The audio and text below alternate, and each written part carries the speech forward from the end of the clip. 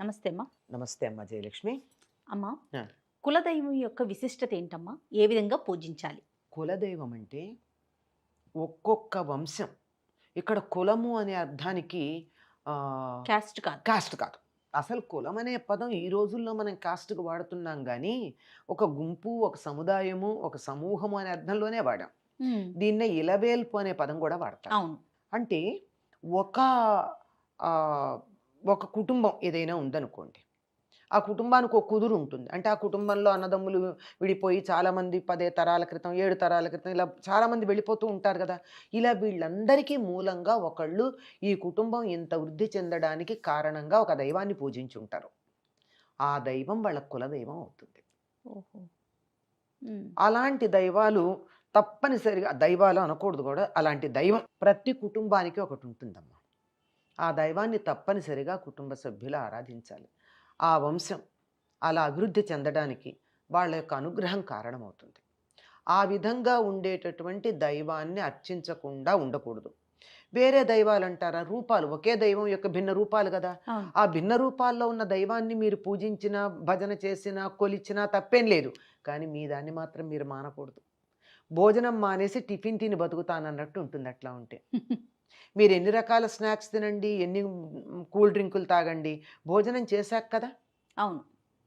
అది అయ్యాక కదా ఇవన్నీ ఉపయోగపడేది. అలాగే మందులు వేసుకుంటాను ఆరోగ్యంగా ఉంటానంటే కుదరదు. భోజనం చేశాక మందులు వేసుకోండి. అవును. అట్లాగే మీ కులదైవాన్ని మీరు ప్రధానంగా ఆరాధించాల్సిందే, తరువాతే మిగిలినటువంటి దైవాలని. ఈ కులదేవతారాధన అన్నది తప్పనిసరిగా మీరు పెళ్ళిళ్ళల్లో చూస్తారు.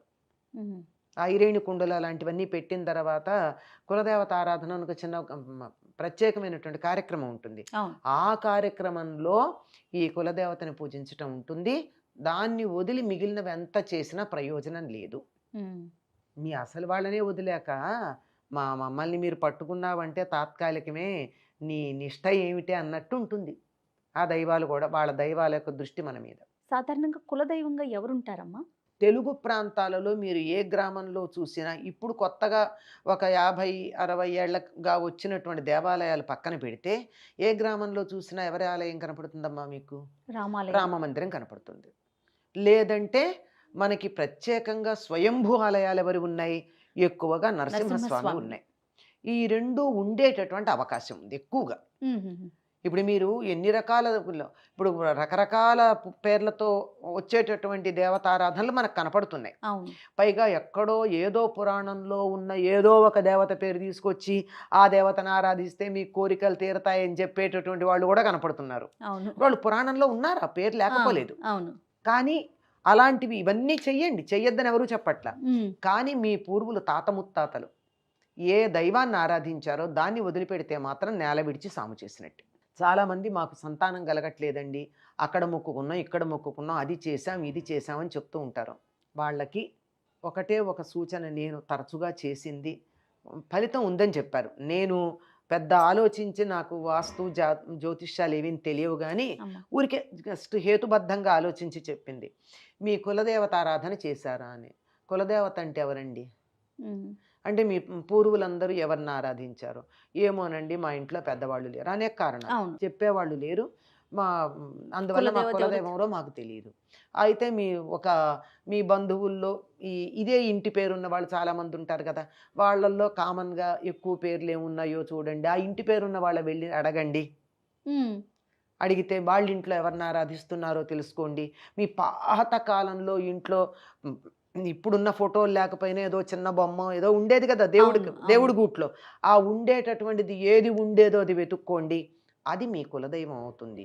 మిగిలిన దేవతారాధన మానమని చెప్పట్ల, కులదైవాన్ని మాత్రం మర్చిపోకండి. అది చెబితే చాలా కష్టపడి అవసరం నెత్తిన తంతుంటే ఎవరైనా చేస్తారు కదమ్మా. అవునమ్మా. కనుక్కున్నారు, మాకు ఫలితం వచ్చిందని 2 ఏళ్ల తర్వాత వచ్చి చెప్పారు. ఉమ్, ఎలా పూజించాలమ్మా కులదైవాన్ని? మనం మామూలు పూజ పెద్దగా ఏముండవు. ఒక్కొక్క ప్రత్యేకమైన పద్ధతి విధానం ఏముండదు. ప్రత్యేకం అంటే మనం ఒక్కొక్క కుటుంబంలో ఒక్కొక్క పద్ధతి ఉంటుందమ్మా. ఇక్కడ కూడా సామాజిక వర్గాల భేదం ఉంటుంది పూజా విధానంలో. ఆహా. ఈ పదాలు వాడచ్చో లేదో తెలియదు కానీ నేను చెప్తున్నా, అర్థం కావాలని చెప్తున్నాను. ఆ, చట్టపరంగా తప్పైతే నేను చెప్పలేను కానీ బ్రాహ్మణులు ఉన్నారు, వాళ్ళు పూజ చేసే విధానం వేరు వేరు. అవునవును. కదా. అవునమ్మా. అలాగే బ్రాహ్మణేతరులు ఉన్నారు, వాళ్ళ పూజ చేసే విధానం వేరుంటుంది కదా. ఉమ్, ఏ విధానంలో పూర్వులు పూజ చేశారో ఆ విధానంలో కొనసాగించండి. లేదు, ఇప్పుడు నేను కొత్తగా ఎక్కువ శాస్త్రోక్తంగా చేయాలనుకుని నేను ఆధ్యాత్మికంగా ఉన్నత స్థితిలో ఉండాలనుకుంటున్నాను. నేను నేర్చుకున్నాను. మా ఇంట్లో మా అమ్మ ఒట్టక్కడ దేవుడి దగ్గర దీపం పెట్టి ఒక పటిక బెల్లం ముక్క నైవేద్యం పెట్టేది. ఒక హ్మ్. అగరొత్తి వెలిగించి. హ్మ్. ఆవిడకేమీ తెలియని కూడా తెలీదు. మా హ్మ్. నాన్న కూడా అలాగే చేసేవాడు. కానీ నేనిప్పుడు ప్రత్యేకంగా పూజా విధానం నేర్చుకున్నాను. నేను పూజ చేయాలనుకుంటున్నాను. శాస్త్రోక్తంగా చేయొచ్చు. ఓకే. చేయకూడదనేం లేదు. హ్మ్. కాకపోతే మొదలుపెట్టాక కొనసాగించాలి. ఆ! అదొకటి ఉంది. ఇప్పుడు మీ అమ్మలాగానో, అత్తగారిలాగానో ఓ దీపం వెలిగించి వచ్చేస్తానంటే ఇట్స్ ఓకే. లేదు నేను సావకాశంగా చేస్తానంటే కనీసం నీ జీవితం ఉన్నంత కాలం అంతానైనా ఆ విధంగా కొనసాగించాలి. హ్మ్. మళ్ళీ కొంతకాలం చేసి మళ్ళీ నేను పాత పద్ధతికి వెళ్ళిపోతానంటే ఏదో ఇంటికి పిలిచి భోజనం పెట్టకుండా పంపించినట్టు ఉంటుంది. హ్మ్. ఇబ్బందులు పాలవుతామంటారమ్మా? ఇబ్బందులు కాదు గానీ మనకే అనీజీగా ఉంటుంది. హ్మ్. దేవుడు ఎప్పుడు కూడానమ్మా శాడిస్ట్ కాదు. అవును. హ్మ్. శిక్షించడు. శిక్షణ ఇస్తాడు. కొంచెం గుర్తు చేస్తూ ఉంటాడు. ఇలా చెయ్యాలి కదా! నేనున్నాను. మర్చిపోయా ఆ! కాదు. ఇలా చేస్తానన్నావు ఆ! మర్చిపోయావు సుమా? హ్మ్. మర్చిపోయినట్టున్నావు అని గుర్తు చేస్తాడు. అంతే తప్ప దేవుడు ఎప్పుడు శిక్షించడు. శిక్షిస్తే దేవుడు ఎందుకు అవుతాడు? పరమ కరుణామూర్తి, ప్రేమావతారం భగవంతుడు మన్ని ఎందుకు శిక్షిస్తాడమ్మా? అది అంచేత కులదైవాన్ని మర్చిపోవడం చాలా ప్రమాదం. ప్రస్తుత కాలంలో సందర్భమే అనుకుంటున్నాను. అసందర్భం కాదనుకుంటున్నాను.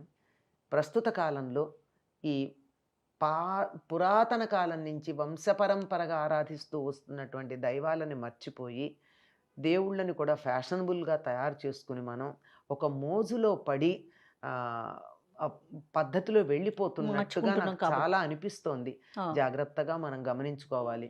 మనం గనక రాముడిని చూసినట్టయితే రాముడు తప్పనిసరిగా తమ పూర్వుడైనటువంటి వంశకర్త అయినటువంటి సూర్యుడిని ఆరాధించేవాడు. హ్మ్. అలాగే తమ కులదైవమైనటువంటి రంగనాథ స్వామిని ఆరాధించేవాడు.